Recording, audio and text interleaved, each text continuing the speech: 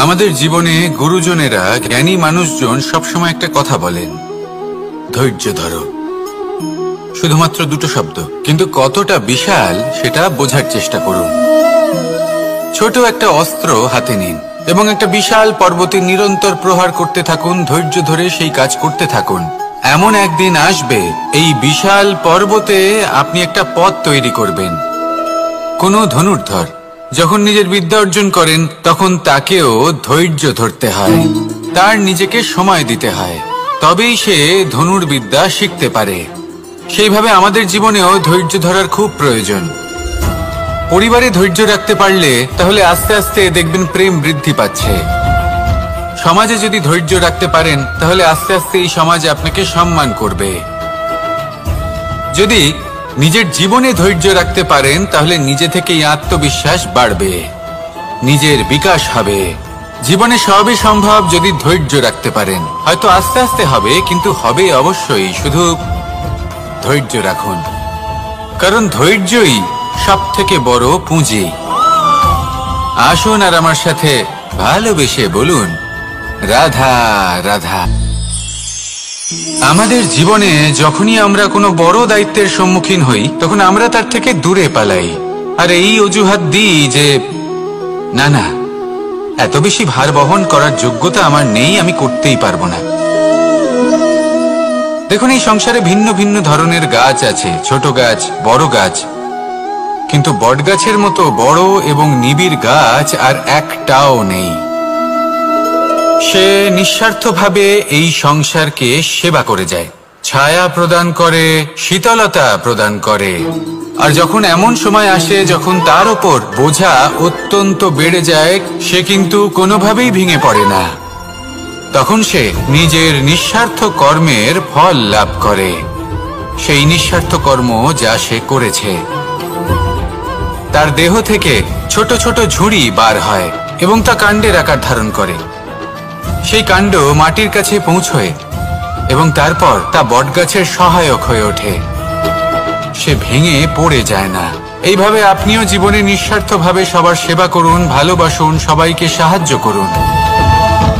যেদিন আপনার ওপর বোঝা অত্যন্ত বেড়ে যাবে, সেদিন এই সব মানুষ আপনাকে সাহায্য করার জন্য আসবেন, আপনার শক্তি হয়ে উঠবেন, আর আপনি বটগাছের মতোই মহান এবং বিশাল হয়ে উঠবেন।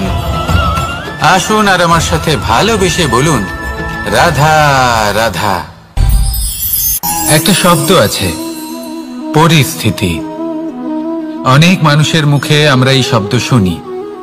জীবনে যখন অসফল হই, দুঃখ আসে, সংকট আসে, কোনো বিপদ ঘনিয়ে আসে, তখন সমস্ত দোষ আমরা পরিস্থিতির ওপর চাপিয়ে দিই।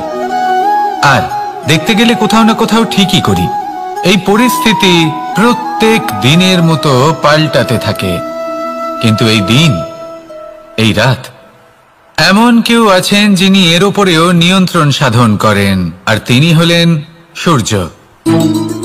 ঠিক সেই রকমই আমাদের জীবনেও সূর্য হলো এই মন। যদি এই মনের উপর আমরা নিয়ন্ত্রণ করতে পারি, তাহলে আমরা জীবনকেও নিয়ন্ত্রণ করতে পারবো। প্রথমে এই মনের রাজা হয়ে উঠতে হবে। তাই মনে রাখবেন, যদি মন দুর্বল হয়, তাহলে পরিস্থিতি আমাদের সমস্যা বলে মনে হবে। এই মন যদি স্থির হয়, পরিস্থিতি প্রতিস্পর্ধা বলে মনে হবে। আর এই মন যদি শক্তিশালী হয়ে ওঠে, তাহলে যে কোনো পরিস্থিতি আপনার কাছে একটা সুযোগ মাত্র, এমন এক সুযোগ যাতে অগ্রসর হয়ে আপনি মহান হয়ে উঠতে পারেন। এই মনের শক্তির বৃদ্ধি ঘটান, মহান হয়ে উঠুন, আর আমার সাথে ভালোবেসে বলুন, রাধা রাধা। খুব সুন্দর একটা কাহিনী আছে। একবার এক ব্যক্তি নিজের অসফলতার জন্য ত্রস্ত হয়ে সময় দেবতার তপস্যা করতে বসলেন। উনি তপস্যা করলেন এবং সময় দেবতা প্রসন্ন হলেন, মানুষের রূপ ধারণ করে ওনার সামনে প্রকট হলেন। এবার সেই ব্যক্তি ওনাকে জিজ্ঞেস করলেন যে কি এমন আছে যার জন্য আপনি বারবার জয়ী হন আর আমি চিরকাল পরাজিত হয়ে থাকি? কেন এত পরিশ্রম করা সত্ত্বেও আমি সাফল্য লাভ করতে পারি না?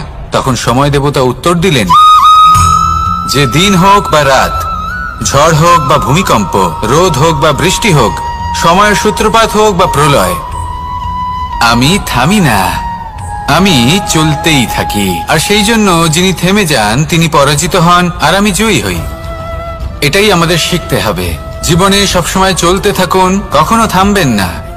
হ্যাঁ, কিছুক্ষণের জন্য বিরতি নিতে পারেন, বিশ্রাম করার জন্য, নিজেকে আরো সশক্ত করে তোলার জন্য।